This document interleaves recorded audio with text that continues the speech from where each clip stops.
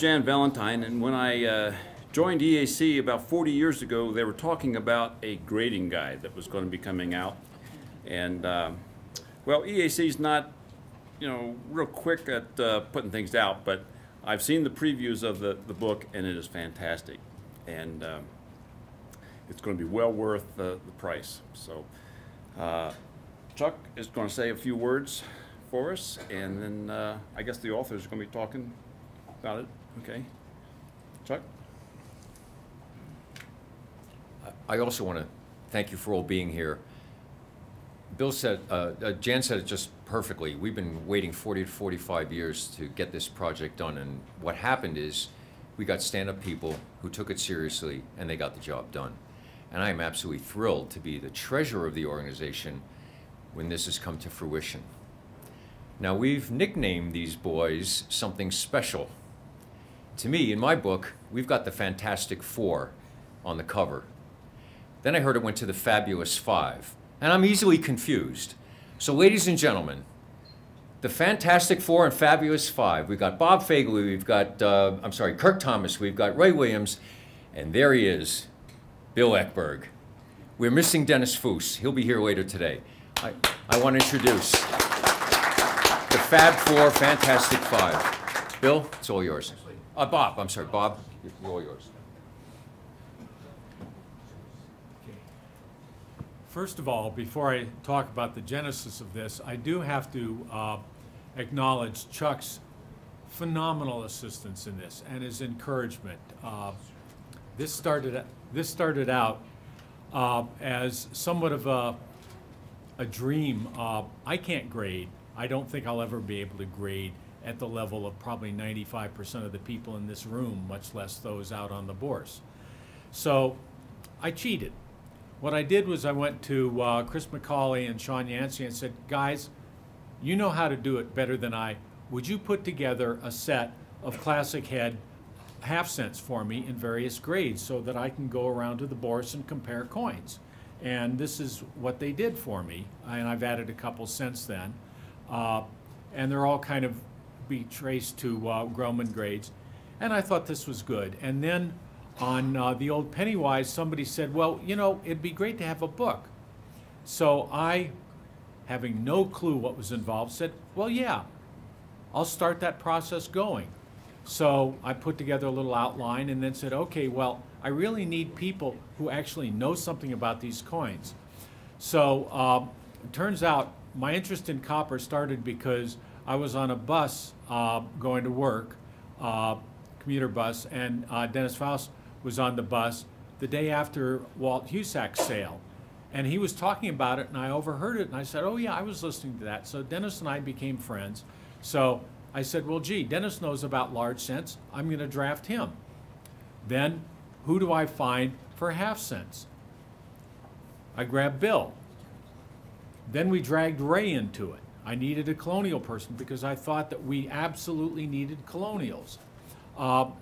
In the meantime, on this, the copper notes, Kirk Thomas had also been showing some interest, so I grabbed Kirk to help out on some of the mechanics of the whole thing. So what we did was we got together multiple versions, probably 40, 50 different versions, as we decided to write descriptions of grades, talking about the grading process, and then do what I think is the hardest thing known to mankind, an attempt to describe net grading.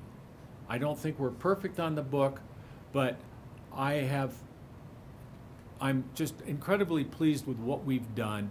Hopefully we've given the early copper people a standard that can be used for a number of years and start further discussions and hopefully get some more people into our hobby because we have something that we can compare to. Anyway, again, I've got to thank Dennis, Bill, Kirk, and Ray. These guys did all the heavy lifting. So if I can get Bill to talk a little bit more. Okay. And there's one person in this room that needs to be thanked for this project that hasn't been thanked, and that's Mark Borchardt, because, and a person who's not here, Bob Grellman, because without their efforts over the last umpteen years grading for Heritage and Goldberg's, this book wouldn't exist. As I said last night, we kind of reverse engineered from the work that they had done. I think you all know that their grades are well respected in the club, and we basically spent time figuring out what a XF Type 1 Drake bust large cent looks like to Mark, it looks like to Bob, and then tried to get images that best fit these grades and that differentiated them from the next higher and lower grades. And that was pretty much how we put this together, and without Heritage, Goldberg's, and Stack's, this book would not exist. It could not exist. And so part of it is that it was the right time to do this. Pre-internet, this would have been extremely difficult. Phil Rawls, some of you may remember, tried to put this together in the early 90s. It went nowhere. The initial formal proposal for an EAC grading guide was presented at the second annual meeting of EAC in the fall of 1968. So this book has been in process for over 45 years at this point. And so I know you guys want to get your books, and so I don't want to keep talking, but I'll let Ray talk for a second.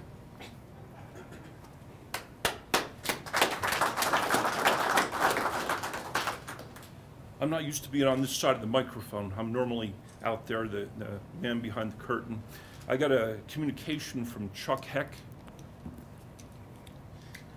and he told me about this grading book that was being written. It was already in progress, and he said it would be nice to have a Colonial section in there. Can you help out with this? I thought he meant me specifically, and it's hard for me, those that know me say that I can't say no, so I said yes. I didn't realize he was looking for recommendation for somebody to help. So I got roped into the project, and it was a lot of fun. I met some very nice people. I worked hand in hand with the other authors. I learned a lot in the process. The Colonial section, I really, really hope that the people that get this book don't go right to the pictures and start trying to grade coins, that you read the introductory text first. There is so much information in there. And it was a lot of fun, and I'm really thankful for being asked to participate directly or indirectly. And it's my first venture as an author, and of all topics to be an author for, something as controversial as grading. You would have thought it would be New Jersey Coppers or something like that. But it was a lot of fun, and I'll end it there. Thank everybody. I'll turn the mic over to somebody who's going to field questions, I believe. No, Kirk. Kirk. Oh, okay. I just want to thank everybody that I worked with on the book. It was a privilege because I'm relatively new by all standards to doing any kind of serious copper work, so it was an honor to work with everybody. And as far as the mechanics go, one of the things that was really important to me in the book, because I initially wanted to call it the black art of net grading, that didn't fly so well.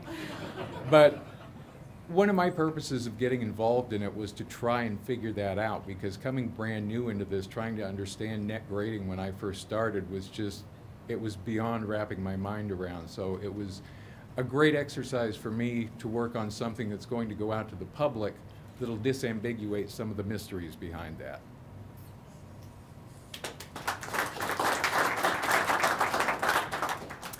Jan Valentine can't be here. He's busy with getting the trips organized and out. So I'm taking over for Jan right now.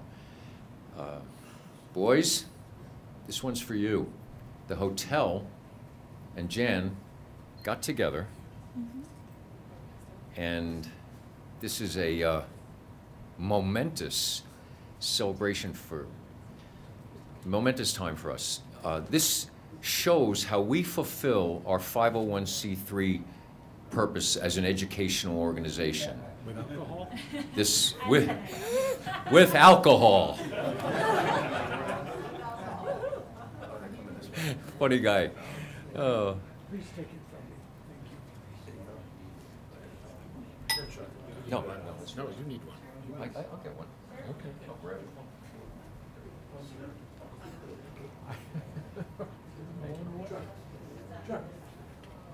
Yeah, I'll get you one. So, This is why we wanted to break something special. When the IRS says to me, Mr. Heck, we are contesting your 501c3 purpose, this book, put in his hand, end of discussion. Pardon me? Emily's going to take care of it. I don't have to argue in front of the IRS. We now have Emily to do it. Don't get into an argument with Emily. I've already lost 3 of them. 4? You just lost a fifth. To the Fat 5. Here. They said it couldn't be done. And we did it anyway. All right, so when's your next book? Ask our wives.